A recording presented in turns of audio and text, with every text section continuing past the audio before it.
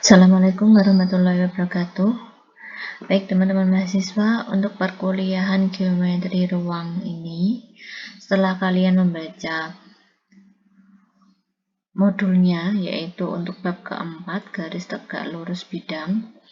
Nah, sekarang saya akan sedikit menjelaskan mengenai poin-poin yang perlu saya beri penjelasan lebih lanjut, yaitu mengenai garis tegak lurus bidang.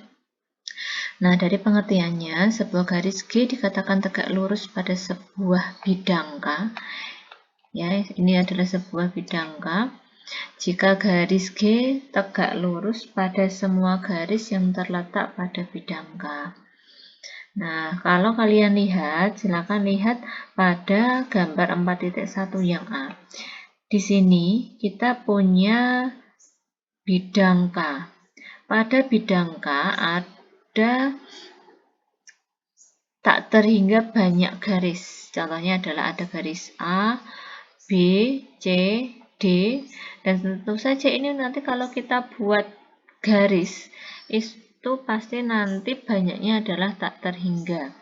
Nah, garis G, ini adalah garis G ya.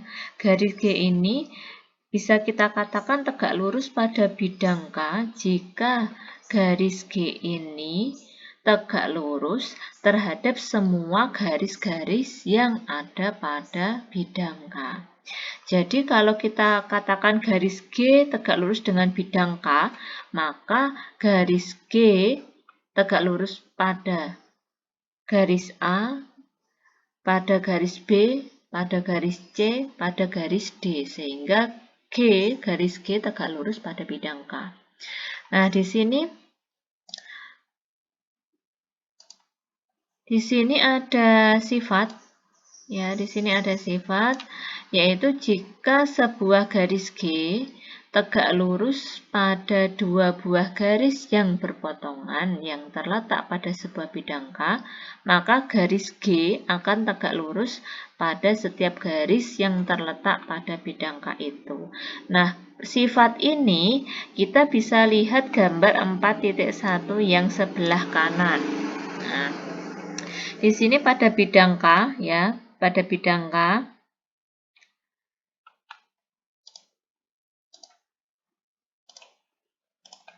nah, pada bidang K ini kita mempunyai dua buah garis yang berpotongan, yaitu garis P, dan garis Q. Nah, garis P dan garis Q ini berpotongan, dan kedua-duanya garis P maupun garis Q tegak lurus terhadap garis G. Jadi garis G ini tegak lurus terhadap P. Garis G ini juga tegak lurus terhadap Q.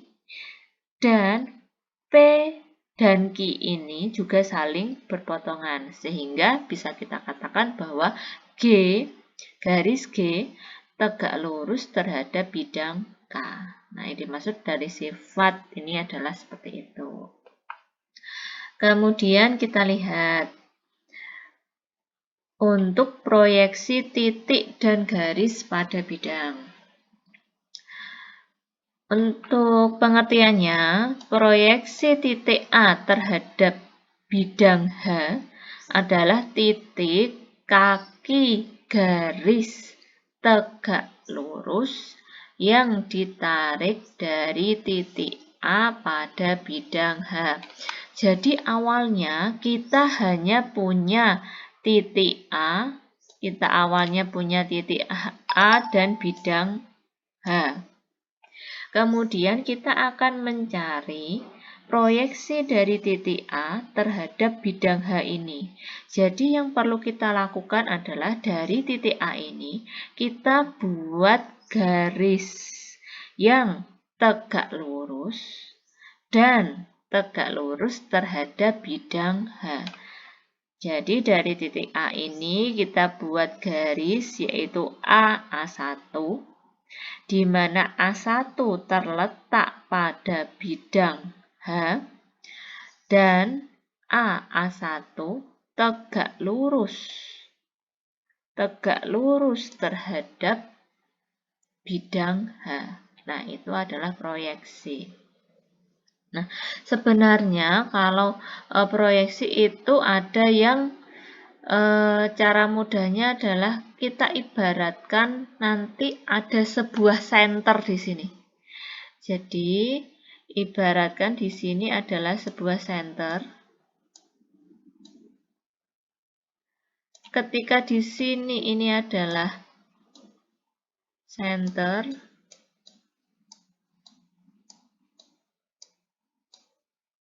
ketika center ini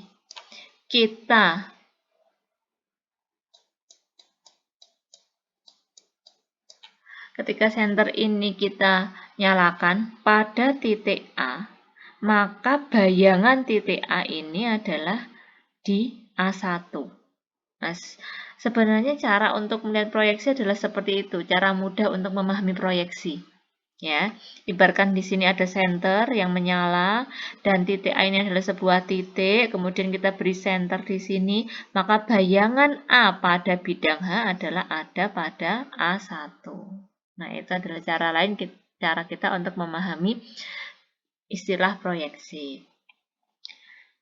Nah, sekarang bagaimana kalau sebuah garis kita diminta untuk mencari proyeksi pada sebuah bidang? Nah, di sini ada tiga contoh dari garis ya. Yang pertama untuk contoh A ini adalah garis AB. Jadi ini garis AB ini panjangnya tidak terhingga sehingga ada panah di ujung dan di pangkal. Kemudian untuk yang B ini adalah ruas garis. Karena ruas garis jadi dia punya titik awal dan titik akhir ya. Kemudian di sini dia juga sebuah garis, yang C ini dia sebuah garis tetapi dilihat bentuk garisnya.